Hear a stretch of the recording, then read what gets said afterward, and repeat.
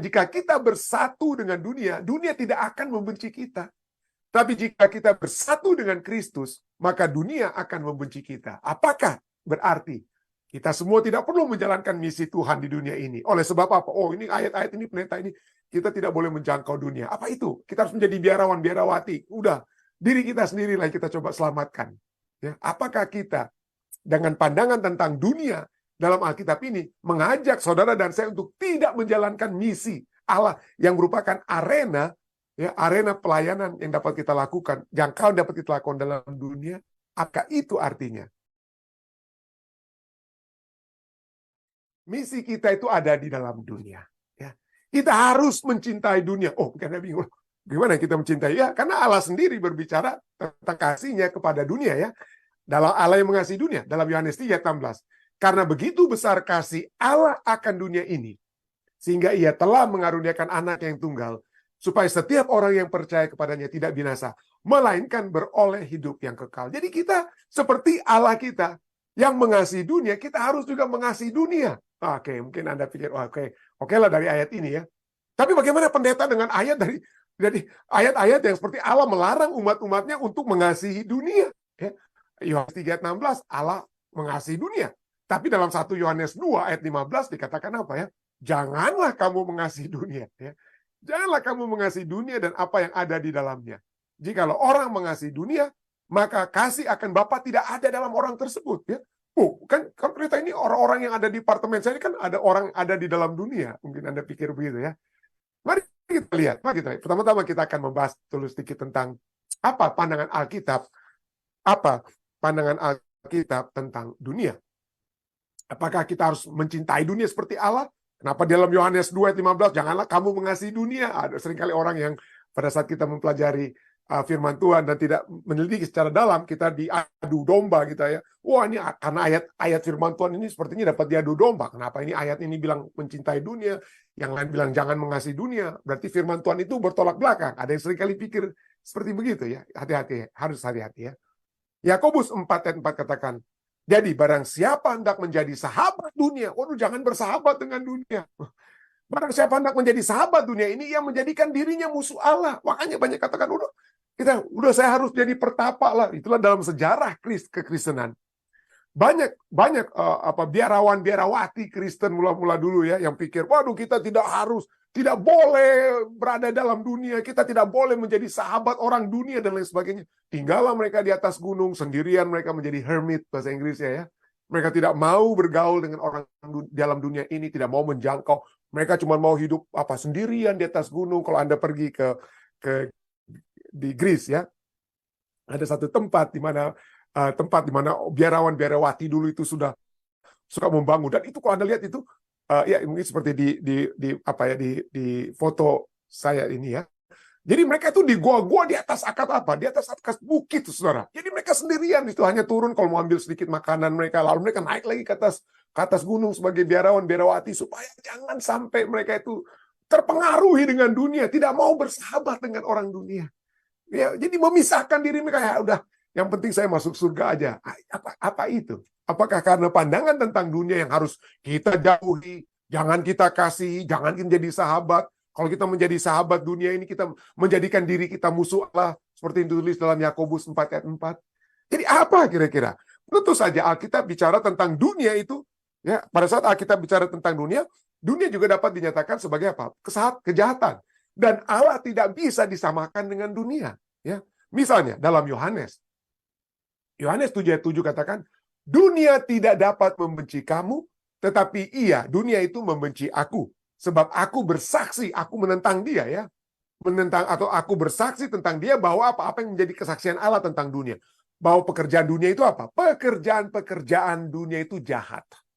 Jadi dunia itu identik dengan kejahatan, dan Allah itu tidak bisa bersatu dengan dunia. Karena dunia itu kejahatan, Allah tidak ada kejahatannya. Tidak bisa bersatu Allah dengan dunia. Yohanes 15 ayat 18. Jikalau dunia membenci kamu, ingatlah bahwa ia telah lebih dahulu membenci aku daripada kamu. Ya. Dengan kata lain, jika kita bersatu dengan dunia, dunia tidak akan membenci kita. Tapi jika kita bersatu dengan Kristus, maka dunia akan membenci kita. Apakah berarti Kita semua tidak perlu menjalankan misi Tuhan di dunia ini. Oleh sebab apa? Oh, ini ayat-ayat ini, pendeta ini, kita tidak boleh menjangkau dunia. Apa itu? Kita harus menjadi biarawan, biarawati. Udah, diri kita sendirilah yang kita coba selamatkan. Ya, apakah kita dengan pandangan tentang dunia dalam Alkitab ini mengajak saudara dan saya untuk tidak menjalankan misi Allah yang merupakan arena, ya, arena pelayanan yang dapat kita lakukan, jangkauan dapat kita lakukan dalam dunia? Apa itu artinya? Jadi apa artinya ini? Apa artinya dunia dalam Yohanes tadi kita sudah baca tadi ya? Apa artinya Allah yang mengasihi dunia dalam Yohanes 3:16? Dan apa artinya dunia itu? Kenapa kita harus jangan menjadi bersahabat dengan dunia? Ya. Mari kita lihat dalam Perjanjian Lama. Ini poinnya ya. Dalam Perjanjian Lama tidak pernah ada ayat yang menyatakan Allah mengasihi dunia. Ya mungkin karena Perjanjian Baru itu orang lebih filosofi Greka, jadi mereka berpikir tentang filsafat. Jadi mereka bisa melihat dunia, pemahaman tentang dunia itu adalah sesuatu yang dalam pemikiran mereka itu mereka sudah dapat bedakan. Tapi orang-orang mungkin ini sering katakan ya. Tapi di Perjanjian Lama orang-orang itu bukan lebih dari segi filsafat, tapi dari segi seperti kita konkret, apa yang dapat kita lihat. Jadi orang Perjanjian Lama itu tidak banyak berfilsafat seperti Perjanjian Baru. Itu seringkali orang-orang ahli-ahli Alkitab membedakan tentang Perjanjian Lama dan Perjanjian Baru. Perjanjian Baru itu sesuatu hal yang bisa kita dunia ide, dunia seperti filsafat Yunani berbicara tentang dunia ide-ide dan lain sebagainya. Tetapi bagi Perjanjian Lama dunia nyata. Ya, jadi nyata. Jadi Allah bukan bicara dari segi filsafat atau yang berada di dunia ide, tapi langsung secara to the point. Dan apa yang Allah lakukan untuk menyatakan tentang Allah yang mengasihi dunia yang tidak tertulis dalam Perjanjian Lama, yang Allah katakan adalah Allah mengasihi umatnya. Ya. Yang ada Tuhan mengasihi umatnya. Misalnya, Ulangan 7 ayat 6-8 bicara tentang orang Israel yang telah ditebus oleh Allah, katakan apa? Engkaulah umat yang kudus bagi Tuhan Allahmu. Engkaulah yang dipilih oleh Tuhan Allahmu dan dari segala bangsa di atas muka bumi untuk menjadi umat kesayangannya. Bukan karena lebih banyak jumlahmu dari bangsa manapun juga, maka hati Tuhan terpikat olehmu dan memilih kamu. Tetapi karena Tuhan mengasihi kamu. Jadi pada saat ini kita dapat melihat yang dikasihi Tuhan, sehingga dia mengaruniakan anaknya yang tunggal dalam Yohanes 3:16 adalah umat manusia. Bukan dunia.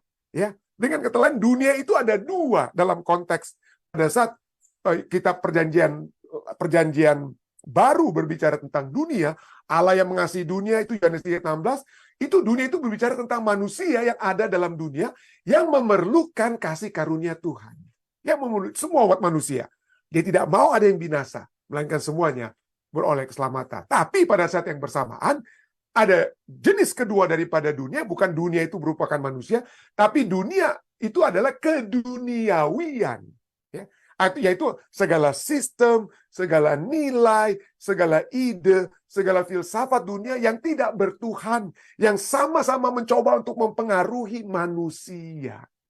Jadi pada saat kita berbicara tentang dunia yang harus kita jauhi, jangan kita bersahabat, itu adalah jangan kita bersahabat, jangan kita memegang sistem dunia. Jangan kita bersahabat dengan nilai-nilai dunia.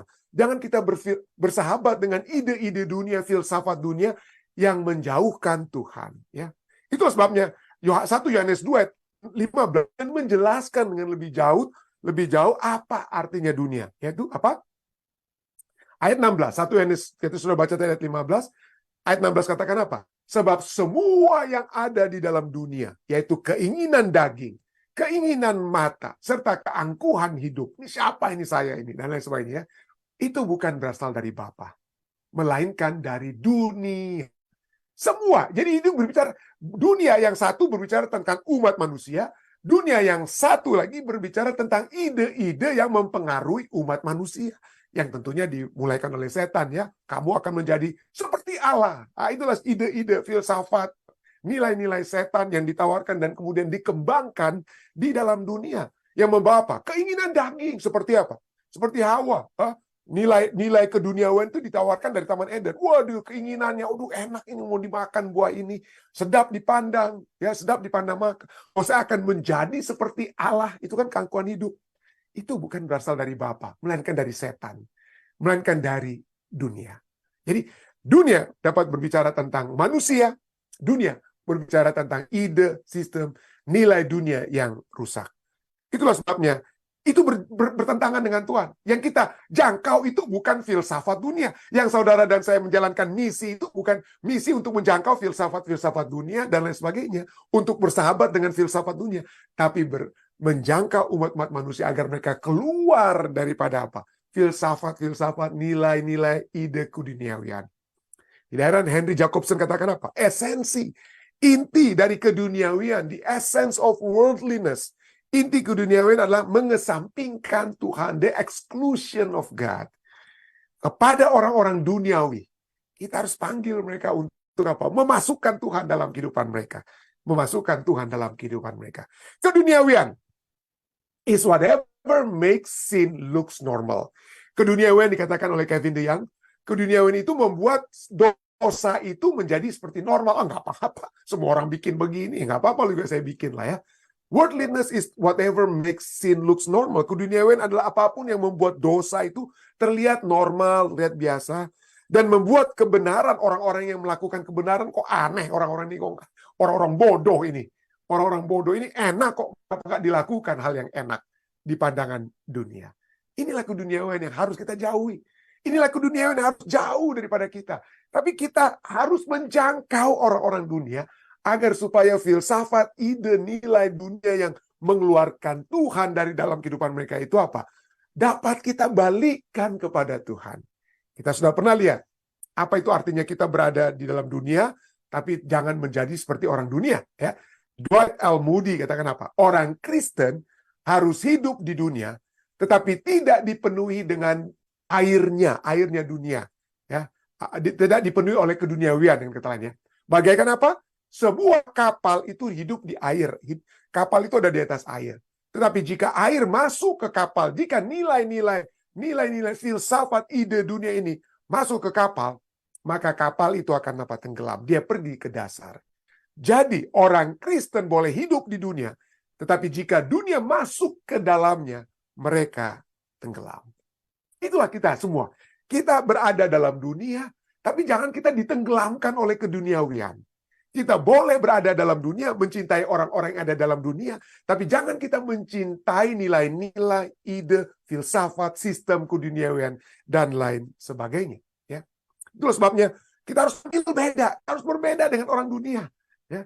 Harus berbeda. Roma 12 ayat 2 katakan, janganlah kamu menjadi serupa dengan dunia ini.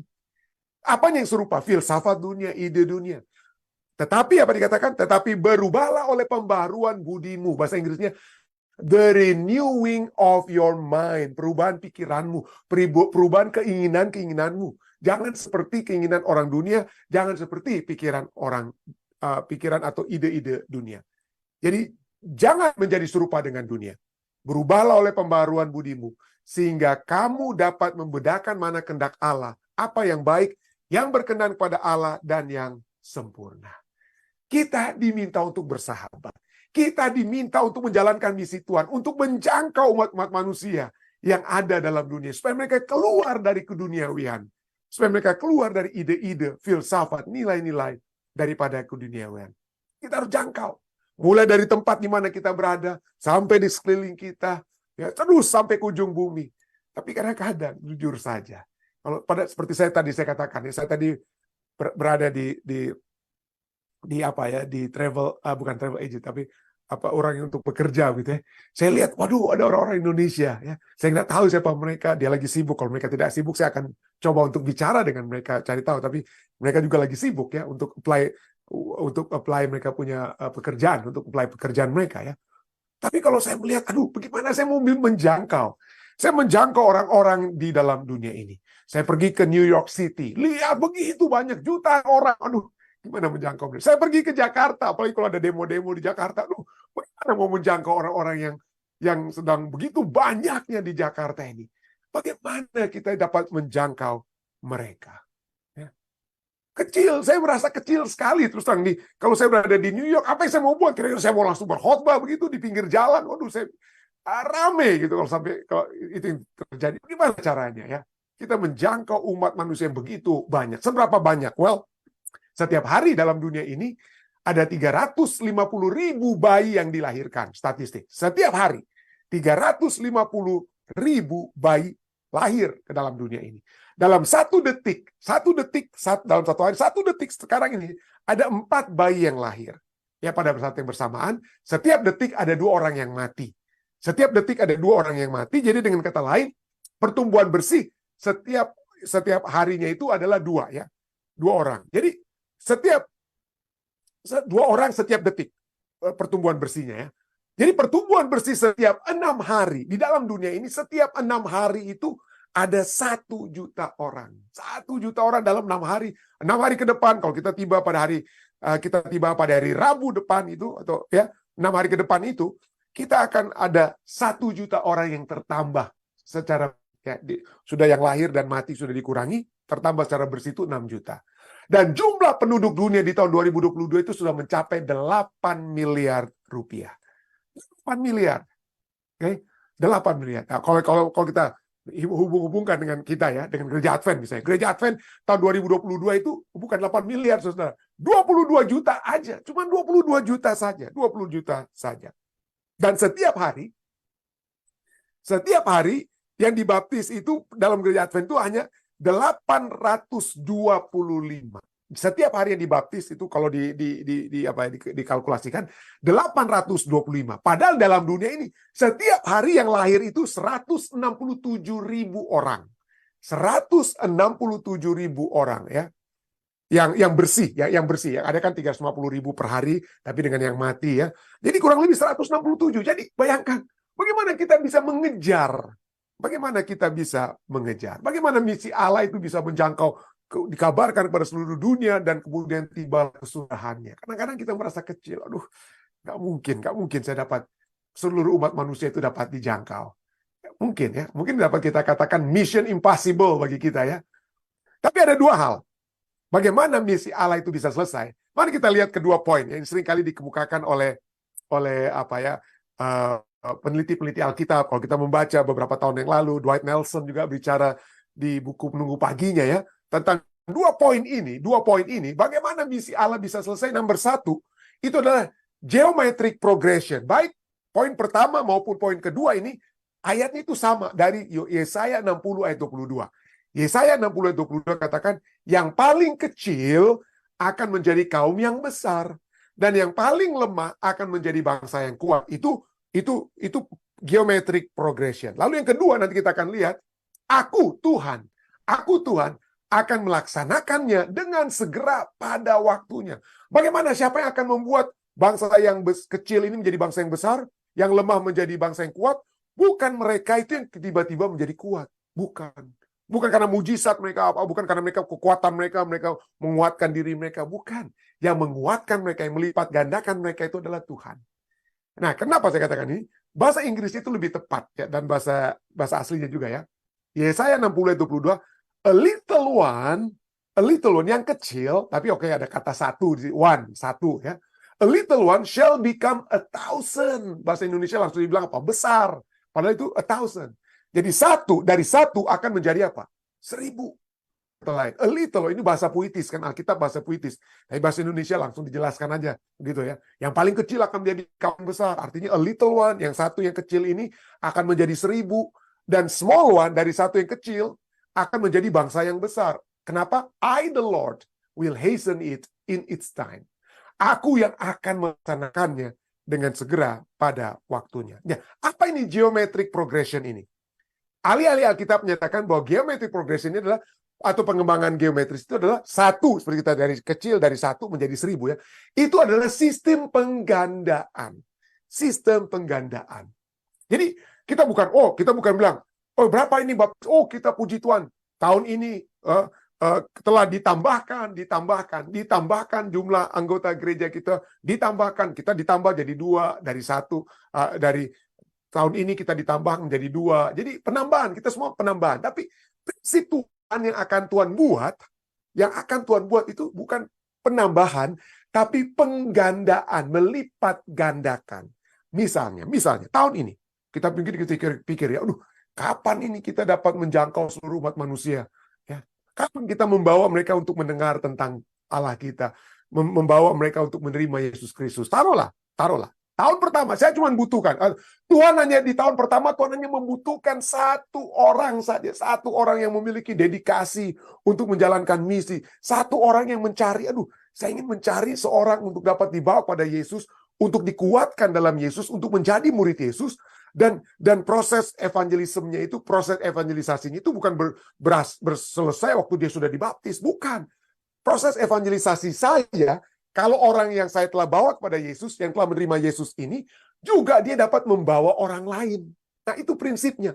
Jadi saling menguatkan. Yang kita bawa itu akan menguatkan. Jadi coba contoh ya.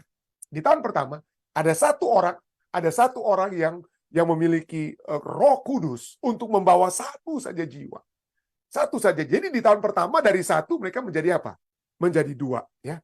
Tahun pertama, satu medali. Nah, di tahun kedua, dua orang yang sudah kuat dalam Tuhan ini, hanya mencari satu-satu lagi. Hanya masing-masing mereka hanya cari satu-satu orang saja. Di tahun kedua, jumlah mereka yang tadinya satu, sekarang akhirnya setelah tahun kedua menjadi berapa? Menjadi 4. Oke? Menjadi 4. Di tahun yang ketiga, 4 orang yang memang kuat ini. 4 orang yang memang betul-betul memiliki kekuatan, kuasa Roh Kudus untuk menjangkau orang lain. Di tahun yang ketiga, 4 orang ini, yang tadi dari satu, tapi mereka terus 4 orang ini mencari lagi 4 orang. Mencari lagi 4 orang. Jadi di tahun ketiga, mereka berhasil membawa menjadi 16 orang. Menjadi 16 orang yang dibawa untuk menjadi murid-murid Yesus yang kuat, yang siap sekarang untuk mencari lagi orang lain. Mencari lagi orang lain.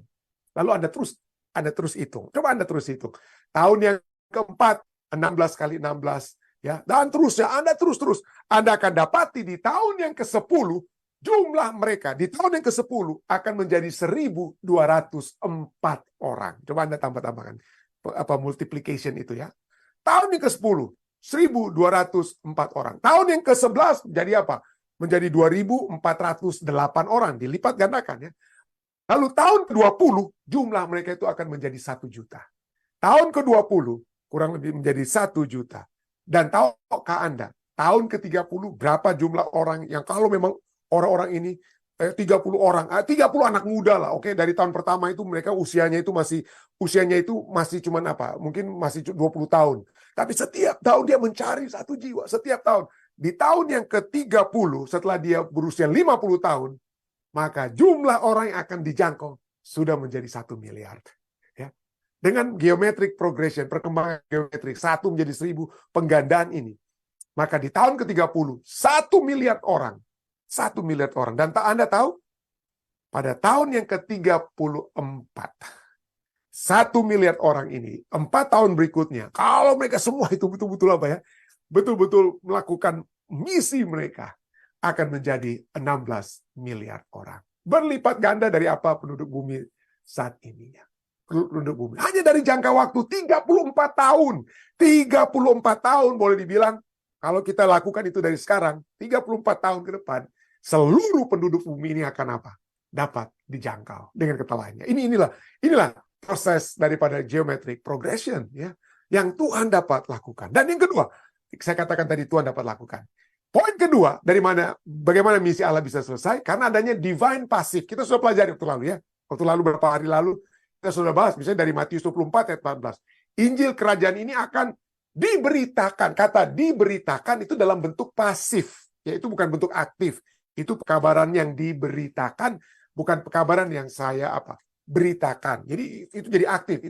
Ini pekabaran yang diberitakan itu dalam bentuk pasif ya. Kerajaan ini akan diberitakan seluruh dunia menjadi kesaksian bagi semua bangsa. Sesudah itu barulah tiba kesudahannya. Siapa yang memberitakannya tidak ditulis. Tidak dinyatakan. Dan ayat ini tidak mengatakan kalau mau jadikan aktif. Kalau kita mau jadikan ayat itu menjadi aktif, katakan apa? Dan kamu, murid-muridnya, dan kamu akan memberitakan. Kamu yang akan memberitakan. Itu jadi aktif. Ya, kamu akan memberitakan Injil kerajaan di seluruh. Tapi ayat-ayat firman Tuhan sehubungan dengan pekerjaan Tuhan, itu selalu digunakan kata diberitakan, menggunakan kata pasif, bukan memberitakan yang aktif. Artinya apa? Artinya Allah sendiri adalah oknum utama yang menyanggupkan tindakan pemberitaan itu apa? Diselesaikan. Jadi baik progres apa ya? Baik geometric progression maupun divine passive ini. Yang satu menjadi 1000 dilipat gandakan. Dan semuanya itu aku Tuhan akan melaksanakan dengan segera pada waktunya, pada waktu Tuhan. In its time. Maka itulah yang akan terjadi. Saya ada kutipan Ellen White yang saya tidak sempat tulis dari kitab Evangelism ya, dikatakan, "Let me tell you that the Lord will work in this last work in a manner very much out of the common order of things." Biarlah saya ingin memberitahukan kepada Anda, Ellen White katakan, bahwa pekerjaan Tuhan di akhir zaman itu bukan seperti biasanya akan dilakukan ya. Bukan seperti biasanya ada orang-orang dikatakan akan dikuasai oleh Roh Kudus yang akan bekerja ya. Dan akan terjadi apa? God will use ways and means by which it will be seen that He's taking the reins in His own hands. Tuhan akan bekerja melalui jalan-jalan dan cara-cara yang kita akan lihat seakan-akan Tuhan yang bertindak secara langsung. Jadi akan tiba saatnya, pada waktunya, Tuhan yang akan menjangkau. Ya, Tuhan akan menjangkau. Dia akan menggunakan orang-orang yang akan mau untuk digunakan. Orang-orang yang mau. Yang tidak mau digunakan, wah, sayang sekali. Ya, sayang sekali. Mari kita berdoa. Seperti pembahasan kita waktu lalu ya, yang saya sudah sampaikan, saya juga sempat singgung tadi malam. Ya. Mari kita berdoa agar kiranya apa yang dinyatakan dalam buku Desire of Ages ini dapat menjadi satu mendorong kita semua untuk bergerak. Ya. Allah dikatakan dalam Desire of Ages. Allah sebenarnya dapat mencapai tujuannya dalam menyelamatkan orang-orang berdosa tanpa bantuan kita. Akan tetapi, 2 poin. Akan tetapi, supaya kita dapat mengembangkan suatu tabiat yang seperti tabiat Kristus, wajiblah kita mengambil bagian dalam pekerjaannya. Poin kedua, selain mengembangkan tabiat Kristus, untuk dapat menikmati kegirangannya. Kegirangan melihat jiwa-jiwa yang ditebus oleh pengorbanannya. Wajiblah kita mengambil bagian dalam segenap pekerjaannya untuk penebusan mereka itu. Saya mengajak kita semua untuk melihat, mulai dari ruang lingkup kita. Ruang lingkup kita, kemudian yang lebih luas, apa yang dapat saya lakukan? Apa yang dapat saya lakukan supaya saya dapat mengembangkan tabiat Kristus, supaya saya dapat memiliki kegirangan sukacita surga ya, pada saat saya membawa jiwa-jiwa. Kalau kita bukan berfokus pada diri kita, maka kita memiliki kegirangan surga. Kalau kita hanya berfokus pada diri kita, kita tidak akan pernah puas. Kita tidak pernah akan puas. Kiranya tabiat Kristus dan kegirangan surga ini dapat menjadi bagian kita semua pada saat kita menjalankan misi Tuhan di dalam dunia ini. Saya bawa ini dalam nama Yesus. Amin.